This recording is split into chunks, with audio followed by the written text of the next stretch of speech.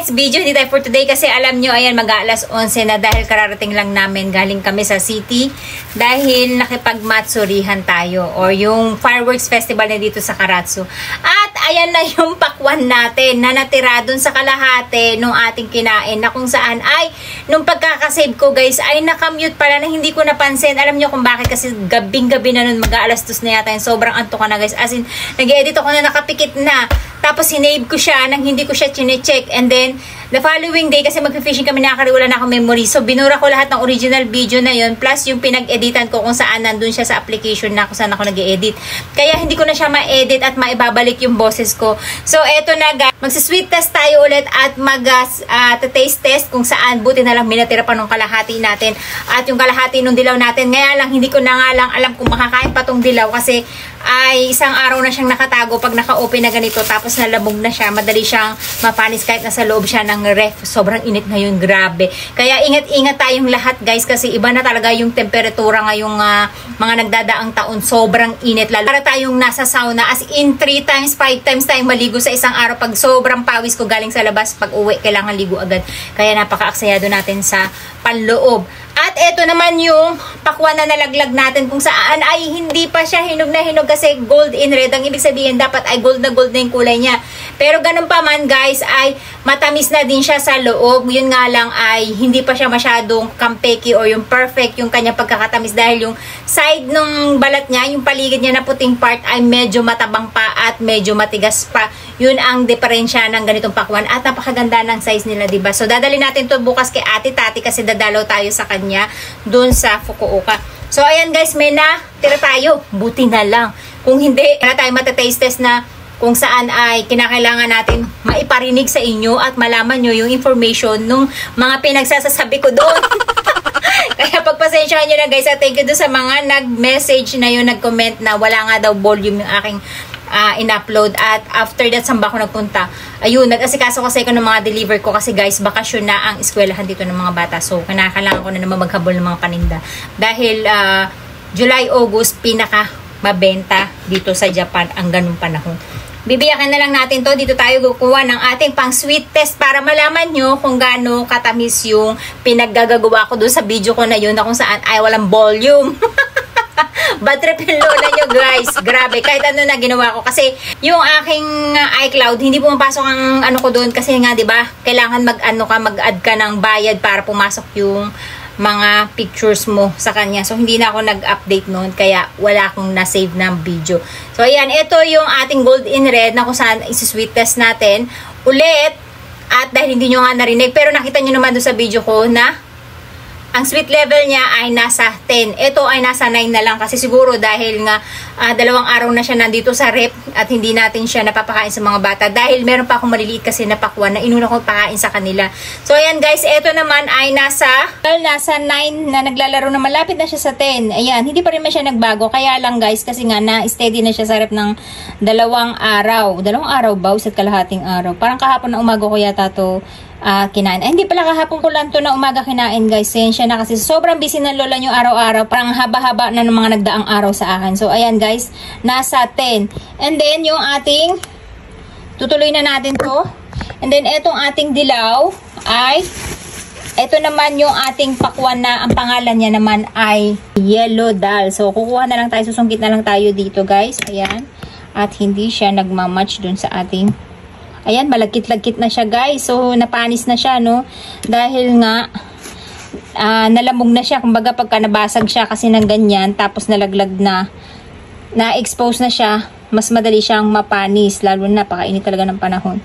Kaya pa, naglalaway na siya guys. Kuha tayo ng part na hindi siya panis. Pakatamis pa naman nito. Alam nyo ba, mas matamis to kumpara dun sa pula natin. Ito ay nasa 10, alam ko. Yung pula natin ay nasa 9. Ayan, ito yung part na hindi pa sira. So, i-check nyo. So, ayan guys. Ayan, bumaba na rin yung kanyang sweet level. Nasa 9 na lang din siya, no? Pero matamis na yan guys. Kasi, nabubot yung kanyang pagkatamis gawa ng namatay na yung vines na itong ating Yellow Dal. Napakaganda ng pangalan niya, diba? Ang itsura na itong ating Yellow Dal ay hindi masyadong malaki pero bilugan siya. Yung isa natin na tinanim nun last year na dilaw din yung laman niya, ang pangalan niya naman ay Yellow Petit. Oblong siya na mas maliit. na maliit lang siya. Oo, pareho lang din sila, manipis lang din yung balat niya. At ang itsura nito ng mga yellow doll ay bilog naman siya, na dilaw naman yung kanyang laman. Pangit lang siya dito sa video ko dahil nga gabi na, so wala na nanggagaling na liwanag dyan sa ano, kaya mukhang maputla na siya, pero dilaw ang laman niya. At medyo naglalaway na siya guys, kaya ito, pipiliin ko yung part na matigas dito.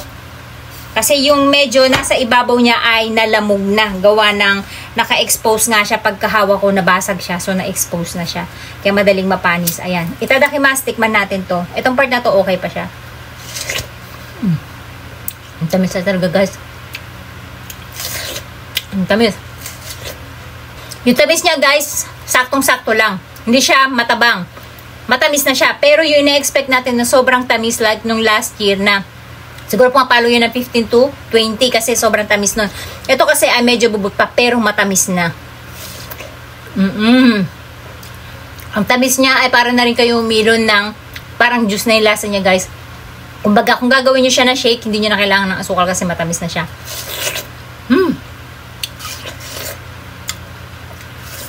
Ang kagandahan sa ganitong variety, guys, hanggang dito makakain nyo siya kasi may lasa pa siya.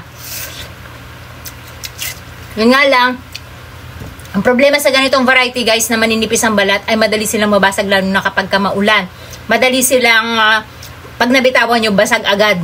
At kapag sobrang ulan, madali silang pumutok. Hindi katulad ng variety ng mga ganito, yung black sugar, mga crimson, makakapal kasi yung balat nun, guys. Kaya hindi basta puputok kahit na magsobra ang ulan.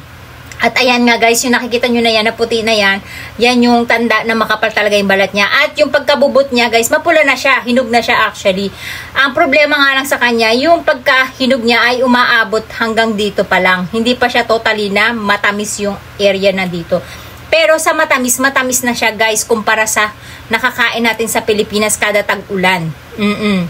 Sa mga nagsasabi na ang yabang ko naman, guys, patawarin nyo ako kasi hindi ko pwedeng sabihin na matabang kasi matamis talaga siya. Nakikita nyo naman sa sweet test natin. Ang palatandaan na matabang kapag ka nasa 5 pababa lang siya, guys. Pag pumalo yan ng 9 to 10, matamis na po yan. Pag pumalo yan ng 15, sobrang tamis na yan. Pag pumalo na siya ng 20, ay, napakatamis na nun. Sobrang-sobra ng tamis nun, guys. Kaya, okay lang din sa akin yung mga ganitong lasa. Ang kagandahan pa nga sa kanya, guys. Bubot pa yung buto. Mas madali pa siyang makainin at konti pa lang yung butong makakain nyo. And then, yung mga buto, kung namimindok sa'yo, kung natatrabaho kayo iluwa, pwede nyo naman siyang kasamang lunukin kasi maliliit lang yung kanyang mga buto. Ayan. Papakita ko sa inyo ulit. O, diba? Sana masave ko to na may volume. Dahil alas 11 na, sabi ko, antok na ako, guys. At maliligo lang ako. Ayan. Ayan, nakikita nyo. Napakaliit lang ng buto niya, kaya napakadali niyang lunukin lang, guys, para hindi na kayo luwa na luwa. Itadakimasu. Grabe. Matamis talaga siya, guys.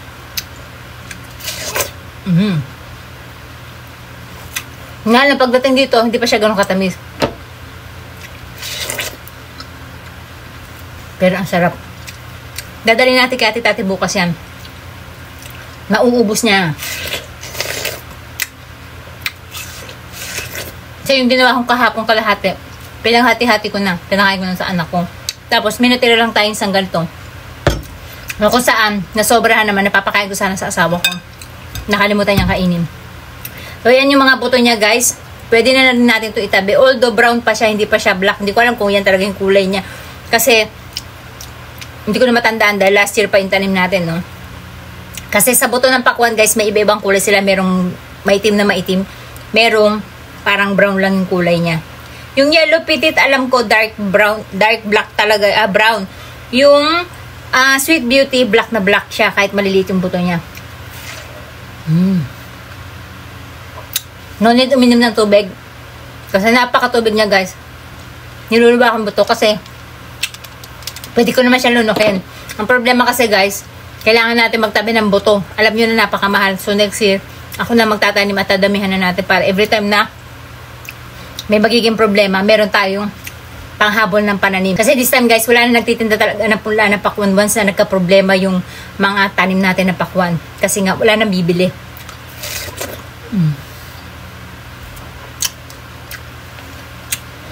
Sarap niya, guys. Saktong uhaw na uhaw ako, guys. Hindi ako may ng tubig.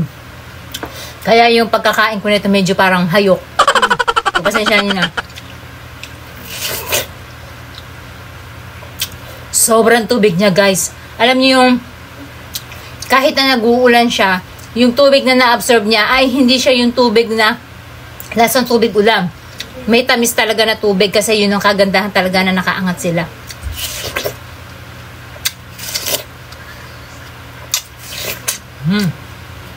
Yung part dito, may tamis pa din pero hindi ko na kayang kainin kasi medyo natatabangan dahil mayroon pa naman ba't ako magtitiis na. Ang sarap niya, guys. At sa mga nagtatanong, ano yung ginaganyan-ganyan ko, hindi ako nagpapakute, guys. Naging sign ko na talaga yan pag kumakain kami. Kahit na nasa labas, guys. Minsan natatawa ang asawa ko kasi kahit wala daw camera, ganyan ako nang ganyan. Kaya natural na sa akin yan, guys. Huwag kayo ma-OA sa akin. Huwag kayo maartehan o pa-cute ang tingin nyo sa akin.